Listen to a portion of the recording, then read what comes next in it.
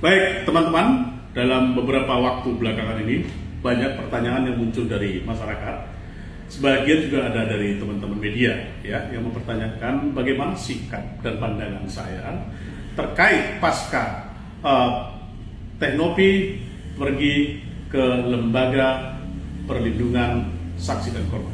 Ya, saya menjawab sedemikian sederhananya. Ya, tentu kita memahami sistem perlindungan saksi dan korban ini meliputi ada berbagai hal yang mungkin dirasakan oleh Teknopi ini, di mana antara lain di dalam situasi kondisi sekarang ini secara psikologis harkat dan martabat yang bersangkutan mungkin merasa terganggu dan terusik sehingga menginginkan adanya asas hak penghormatan terhadap harkat dan martabat, terlebih yang bersangkutan sebagai seorang wanita atau sebagai seorang pelaku pegiat sosial yang membantu masyarakat secara sosial ya.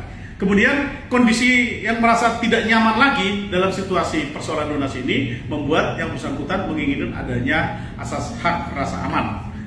Lantas di dalam situasi ini tidak berimbang, terkadang bahwasanya banyak juga pro dan kontra yang menimbulkan pemikiran yang mendiskreditkan yang bersangkutan, sehingga yang bersangkutan mengharapkan adanya hak atas keadilan, kan begitu ya. Nah, di samping itu banyaknya juga hal-hal yang muncul menjadi polemik ketika kebaikan ini akhirnya menjadi satu persoalan yang dianggap bahwasanya itu adalah sesungguhnya kemunafikan, itu adalah sesungguhnya kepura-puraan, dan nilai-nilai ketulusan yang dilakukan dipandang secara negatif. Maka saudari Teknopi ini berharap adanya asas non diskriminatif, kan gitu ya.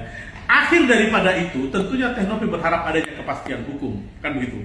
Nah, menganut sistem pola pikir dan pandangan daripada seorang pengamat hukum AVDC ya tentang tatanan rule of law, kita dapat memahami di dalam pandangan beliau menyatakan ada 3 sebenarnya, yaitu tentang bagaimana supremacy of law ini. Supremacy of law itu adalah bahagian daripada di mana diharapkan tidak ada kesewenang-wenangan ya terhadap seseorang, yang dimana pada prakteknya kesewenang-wenangan itu hanya bisa menjadi sebuah polemik yang dimana apabila yang bersangkutan tidak melakukan pelanggaran hukum maka tidak boleh sewenang-wenang. Namun apabila memang dinyatakan melakukan perbuatan melawan hukum, ya mungkin regulasi tindakan secara hukum silakan saja.